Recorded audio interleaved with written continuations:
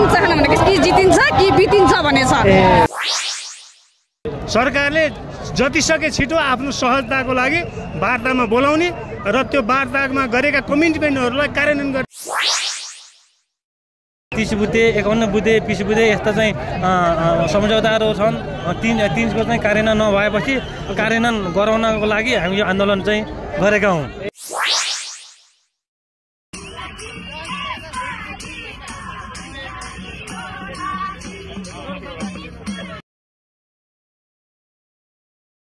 We are at बिजुली बजार र तपाईँहरू देख्न सक्नुहुन्छ यहाँ आन्दोलन भइरहेको छ। विगत 3-4 दिनदेखि यहाँ हामीले देख्न सक्छौँ यहाँ एउटा ठुलो भिड लागेर एउटा राम्रै आन्दोलन भइरहेको छ 4-5 दिनदेखि। सो हाम्रो यहाँ अफिस नजिक भएको कारणले हामीले चाहिँ डेली यो कुरा देखिरहेको हुन्छौँ। सो लेट अस नो के रहेछ आन्दोलनको मेन एजेन्डा माग चाहिँ के रहेछ अनि यो आन्दोलन चाहिँ कति पछिसम्म जान सक्छ र अब एउटा आन्दोलनकर्ताको पर्सपेक्टिभबाट बुझौँ आज यो आन्दोलनको के रहेछ उद्देश्य। So guys let us talk about some guys here. कारणले हो कहिलेदेखि हो के रहेछ यसको समय अवधि त्यो चाहिँ हामीलाई थाहा भएन होइन। त्यसको लागि यसो हजुरलाई के थाहा छ आन्दोलन के को लागि हो त्यो भनिदिनु हजुरको मागहरू उद्देश्यहरू है। हाम्रो यो शिक्षाभित्र चाहिँ विभिन्न 17 थरीका शिक्षकहरू नियुक्त छन्। सबै शिक्षकहरूको चाहिँ अनि पारिश्रमिक सेवा सुविधा फरक छैनन्। कोहीले चाहिँ पेन्सन पाउँछन्, कोहीले पेन्सन पाउँदैनन्, कोहीको सञ्चय कोष कति हुन्छ, कोहीको त्यो सञ्चय कोष नि कति हुँदैन। यही क्षेत्रभित्र लागेका कतिपय विद्यालय कर्मचारी र बाल शिशु शिक्षकहरूले त पाउनुपर्ने पारिश्रमिक पनि पाएका छैनन्। उनीहरूले जुन 34,730 रुपियाँ पाउनुपर्ने विद्यालय कर्मचारीहरूले मात्र 13,500 मात्रै पाइरहेका छन्। हजुर। तर यही क्षेत्र एउटै हो। हामी एउटै छाताका सङ्गठित यो शिक्षाभित्रमै काम गर्ने चाहिँ कर्मचारीहरू हुँदाखेरि पनि त्यत्रो अन्याय छ। यो शिक्षाको यस्तो व्यथित अन्यायको बारेमा चाहिँ धेरै 2-3 वर्ष पहिले आन्दोलनहरू भए, सम्झौताहरू पनि भए, तर ती सम्झौताहरूको कार्यान्वयन भएनन्। ती सम्झौताहरूको कार्यान्वयन नभइसकेपछि पहिलो भएका जुन 30 बुँदे 51 बुँदे 20 बुँदे यस्ता चाहिँ सम्झौताहरू छन्। तीनको चाहिँ कार्यान्वयन नभएपछि कार्यान्वयन गराउनको लागि हामी यो आन्दोलन चाहिँ गरेका हौँ। अनि हाम्रो आन्दोलनको अवधि चाहिँ कहिलेसम्म होला सर? कहिलेदेखि कहिलेसम्म त्यसो के फिक्स गर्नु भएको कि? यो आन्दोलनको अवधि निश्चित छैन। हाम्रो जतिसक्दो माग चाहिँ पुरा हुने पूर्ण रूपले विश्वासको वातावरण बन्नु पर्यो। हजुर। अनि त्यसपछि हाम्रो जुन चाहिँ यो भन्नुभयो नि अब यहाँ कता कुन चाहिँ हाम्रो देशभरिको प्रदेशभरिको शिक्षकहरू आउनुभएको छ कि हाम्रो प्रदेश नम्बर हाम्रो जुन अहिले यो छ हाम्रो बागमती प्रदेशको मात्रै हो कि कस्तो हाम्रो? यो नेपाल अधिराज्यभरिको चाहिँ शिक्षकहरूको चाहिँ प्रतिनिधित्व हुने गरी महासङ्घद्वारा आन्दोलन आह्वान गरिएको छ। यसमा चाहिँ नेपाल अधिराज्यभरिका चाहिँ हामी शिक्षक तथा त्यसभित्र कार्यरत विद्यालय कर्मचारीहरू छौँ।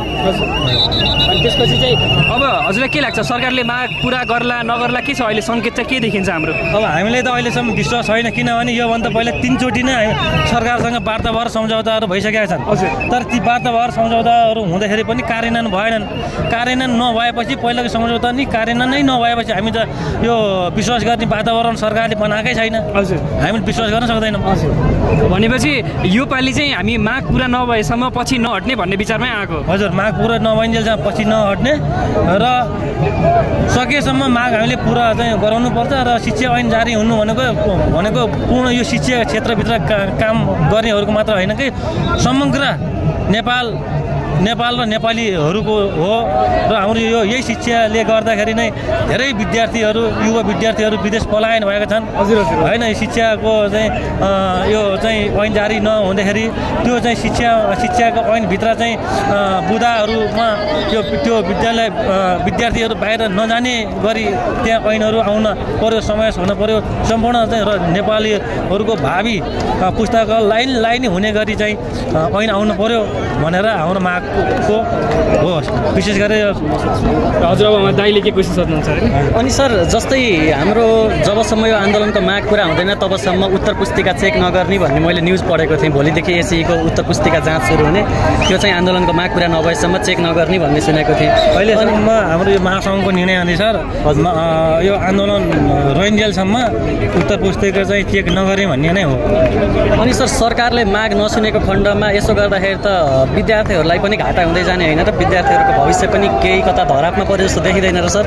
यसले त धेरै नै धरापमै पारेको चाहिँ देखाउँछ, तर चाहिँ यसले चाहिँ समग्र यो 2 दिन 4 दिनको आन्दोलनमा सुहाउन सकियो भने यहाँबाट आउने चाहिँ ऐनले चाहिँ भावी पुस्ताहरूले चाहिँ धेरै राम्रो हुने गरी चाहिँ ऐनहरू आउँछ। खासले मर्को परेको देख्दैन अहिले, किनभने यो शिक्षाको शैक्षिक सत्रको अन्तिम वर्ष भएको हुनाले अहिले पठन पाठनहरू पनि विद्यालयहरूमा त्यति भइरहेको नहुने अवस्था हो यो।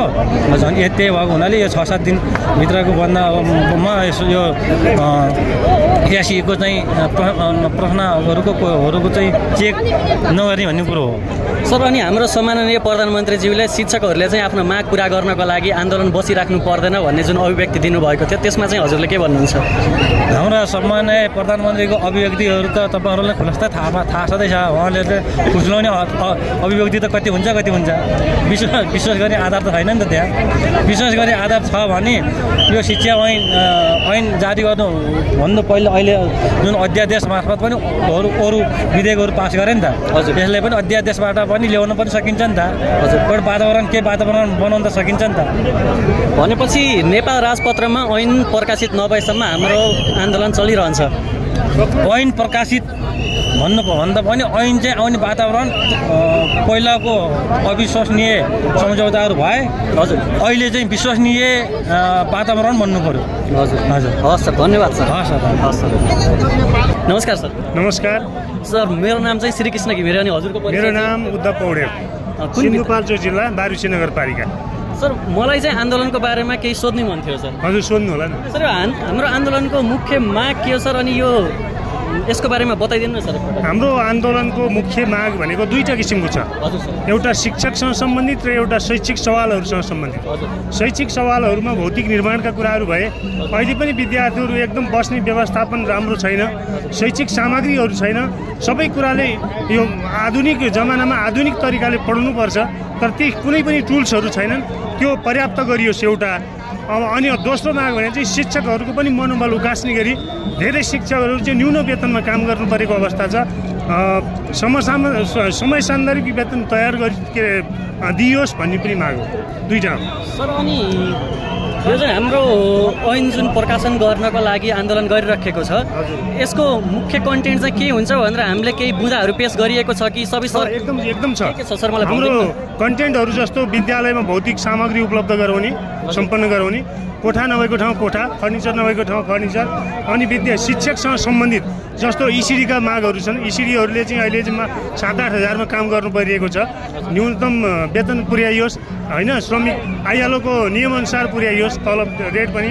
सबै शिक्षकहरू 17 थरीमा विभाजित गरिएको छ, सबैलाई एकरूपता गरियोस्, सबै शिक्षकहरूलाई पक्षपात नगरियोस्, श्रमको उचित मूल्याङ्कन गरियोस् भन्ने मागहरू छ। त्यति नै हो। हजुर।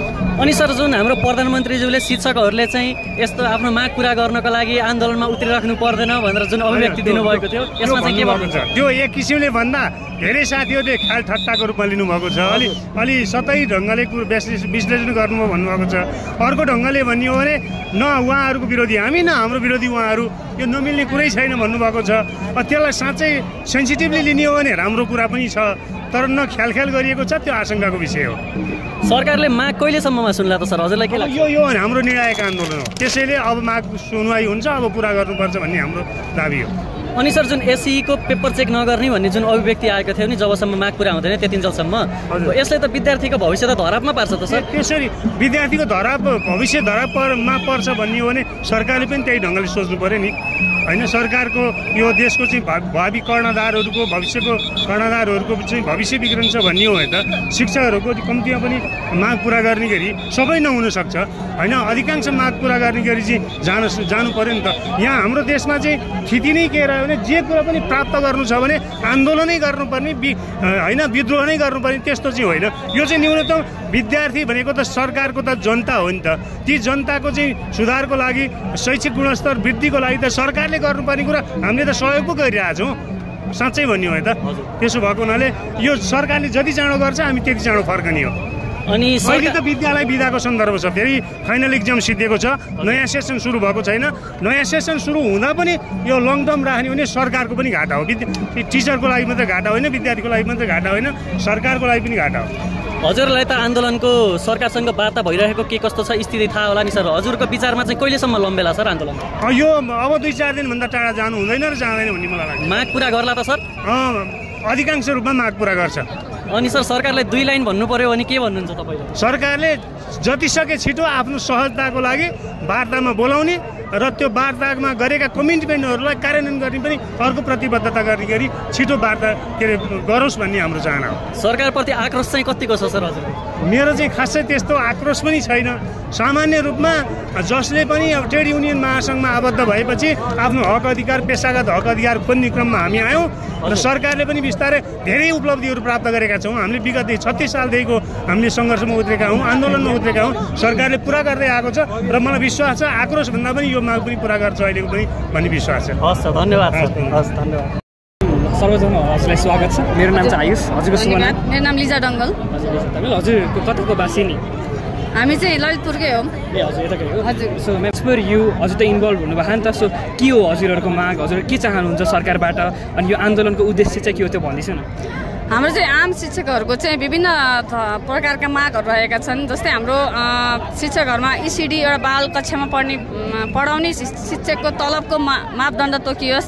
प्राथमिक तृतीयसम्मको लागि चाहिँ तृतीयसम्म तहको चाहिँ हाम्रो चाहिँ शिक्षकको चाहिँ बाल ECD पढाउने जुन सानो बालबालिकालाई पढाउने शिक्षक हुनुहुन्छ उहाँको पनि एकदमै सम्मान होस् र तलबमान पनि वृद्धि होस्। अहिले थोरै त लिङ्ग तलबमा राज्यले उहाँहरूलाई लादिरहेको हुनुहुन्छ। त्यो तलबमानलाई चाहिँ उहाँले चाहिँ अलि प्राथमिक तृतीय स्तरको तलब बढाएर शिक्षालाई चाहिँ राज्य कोषमै राज्यको ऐनमै संशोधन हुने गरी लेखियोस्। बाल ECDलाई सम्बोधन होस् भन्ने नम्बर 1 मा। नम्बर 2 मा चाहिँ हाम्रो स्थायी शिक्षकहरू जुन हुन्छ उहाँहरू निजामती कर्मचारी स्वसह र हामीलाई सम्पूर्ण सुविधाहरू चाहिँ प्राप्त होस्। त्योभन्दा अझ चाह्यो भने राज्यले त्योभन्दा माथिको हामीलाई सेवा सुविधा दियोस्।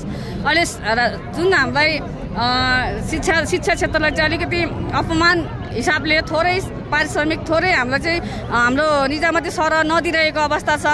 हामी निजामती र हामी शिक्षक भनेको एकदमै विभेदकारी ढङ्गबाट राज्यले चाहिँ प्रस्तुत गरिरहेको छ। हामीलाई शिक्षा ऐन चाहियो। 2028 सालको शिक्षा ऐन थियो। त्यो शिक्षा ऐनलाई संशोधन गरेर अहिले हाम्रो नयाँ शिक्षा विधेयक ल्याइयोस्, नयाँ शिक्षा ऐनमा जारी होस्। अनि सम्पूर्ण शिक्षकहरूको मागहरू के छन् भन्दाखेरि हाम्रो अहिले आम शिक्षकहरूको चाहिँ नयाँ शिक्षा विधेयक जारी होस्। पुरानो प्रविधिबाट सबै चिजहरू पुरानै पारिश्रमिकबाट सम्भव हुँदैन।